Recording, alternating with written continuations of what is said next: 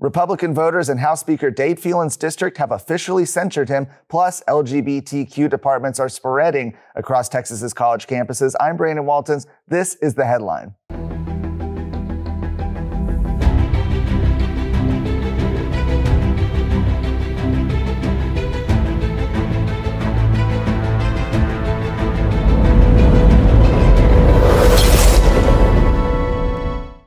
Well, recently, the largest Republican voting county in House Speaker Dade Phelan's district in Southeast Texas voted to censure him for failing to uphold the Republican Party's priorities and principles. Here to talk about it, we have the former Orange County chairman and someone who is looking to run for that position against Dade Phelan in the primary next year.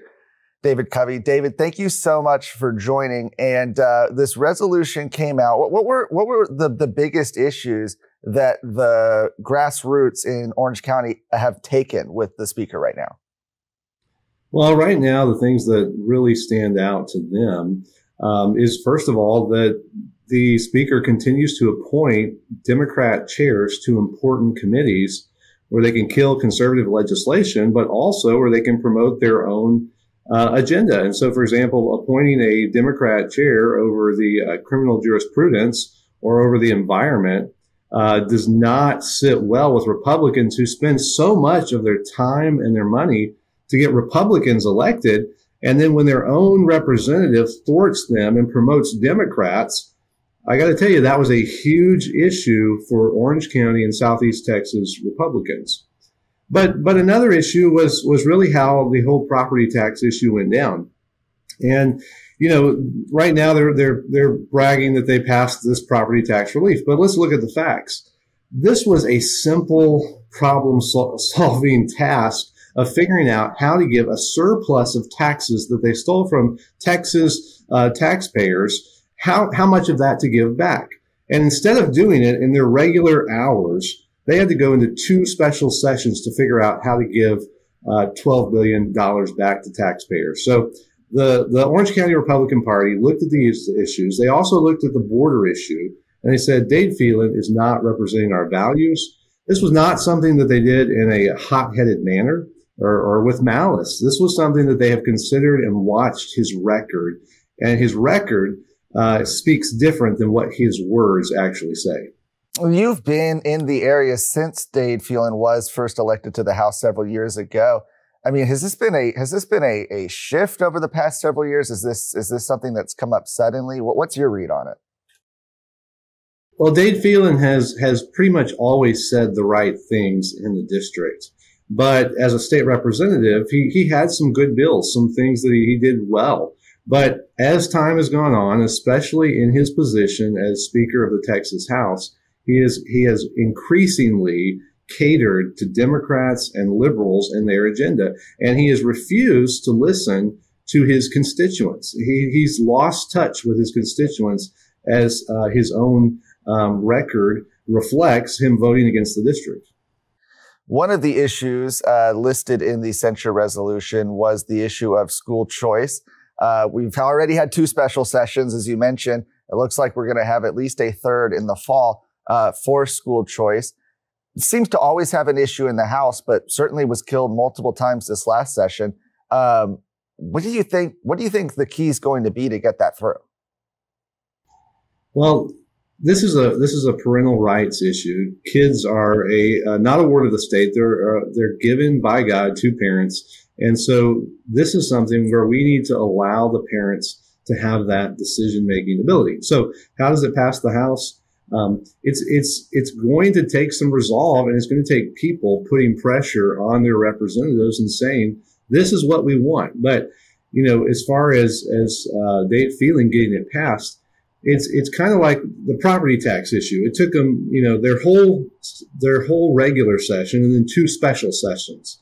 That's like going to college and it taking you 4 years plus 2 more years to finish your degree. But property tax was really just like a basket weaving degree. That's an easy degree. School choice is a complicated, complex issue that's going to take a lot of ability to understand how to do this. And so I don't know that Dade Phelan has the ability to dissect and pass such a complicated issue.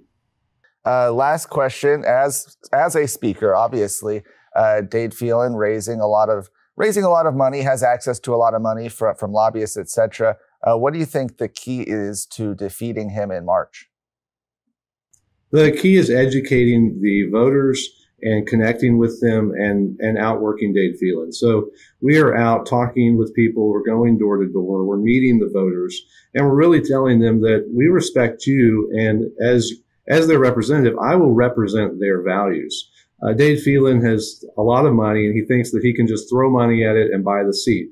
But the people want to have a connection. They want to have a fighter, a conservative fighter in the Texas House. And so as we educate them, as we connect them and outwork Phelan, we can win this seat. And we are seeing a lot of momentum. And the censured just points to an underlying and growing feeling within Orange County and Southeast Texas that they are done with Dade Phelan. David Covey, thank you so much. Thank you. We'll be right back. If you're not watching the Luke Macias Show, then you are not as engaged as everybody else is in Texas who's trying to make a difference, knowing exactly what's going on so that they can take action on the things that really matter. Guys, watch us on the Roku app for Texas Scorecard. Watch us on YouTube. Listen to us on Apple Podcasts, Spotify. Get engaged, get more informed, so together we can actually make a bigger difference on things that matter for the future of Texas. God bless you.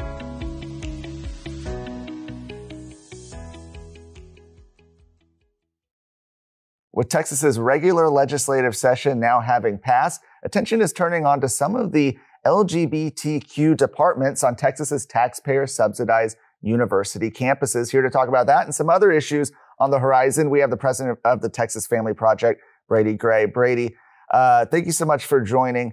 And there was a lot of attention this session on protecting children from drag shows, pornographic material in libraries, etc. The fight's really not over. We're continuing to see now a lot of this extremism on Texas's universities. And on one hand, people like to kind of roll their eyes. Oh, of course, it's the University of Texas at Austin. They're a liberal campus, etc. But Texas taxpayers are subsidizing these universities. The legislature is supposed to be looking over them, and yet it seems like they're essentially allowed to run amok. Yeah, Brandon, thanks for having me on. It is wild to see what we've been seeing on these college campuses, the stuff that's been coming out. It's one thing to, like you said, University of Texas at Austin, and people kind of know these schools as being liberal. But when Texas Tech University has a higher rating by pride organizations than UC Berkeley, we've got some serious issues here. And you're right, we're giving hundreds of millions of dollars, taxpayer dollars that are being given to these schools to promote ideologies that represent a tiny fraction of Americans and don't represent the values of Texans and those that are funding this. How are people, supposed to fight back against this? I think a lot of people see this, they say, okay, I agree this is an issue, but they don't know where to start. Yeah, I mean, the simple answer and maybe aggressive is stop sending your kids to these schools. Stop sending your kids off to be indoctrinated. And for generations now, we've seen these get worse and worse. And now for decades, we've watched parents and grandparents raise their kids right, send them off to universities, spend hundreds of thousands of dollars in tuition just to have their children come back not educated in science and mathematics and things that are important, but instead to come back as activists who hate everything they were raised about. And it's sad, and it's destroying a generation of young people. Let me ask, as we look towards the fall, one of the big issues on the horizon is school choice. This is something that your organization has been promoting pretty heavily. What are you doing to ensure that this passes?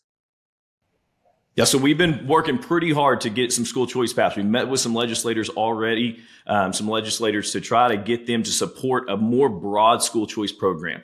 Governor Abbott came out, I think 2 days ago, with a tweet saying, we deserve school choice for every single Texan. And we agree wholeheartedly. We believe Dan Patrick agrees with us, and we would like to see the House come together with the Senate and pass a bill that supports all Texans. So we began running radio ads asking Speaker Phelan to support this. He's been our biggest holdout on this subject so far. And so we are hoping that the House will come together with the Senate, that will pass a program that's not just limited to a handful of students, that's not limited to specific people, that doesn't exclude private school students, but something that encompasses all Texans and that we can all have school choice. Your organization is putting out, or has put out, a scorecard essentially of lawmakers. What is the biggest takeaway from this list of how members voted when it comes to family issues?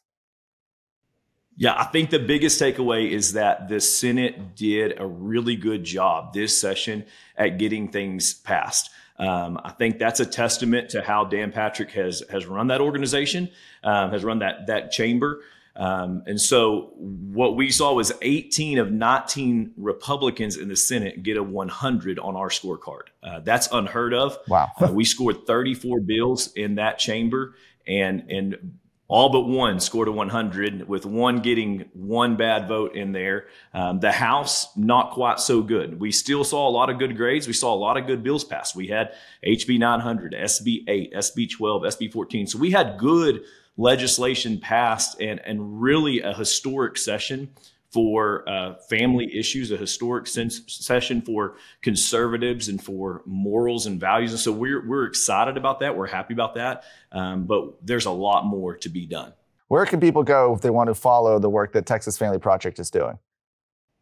Yeah, you can follow us on social media at Family Project TX, or check us out at texasfamilyproject.com.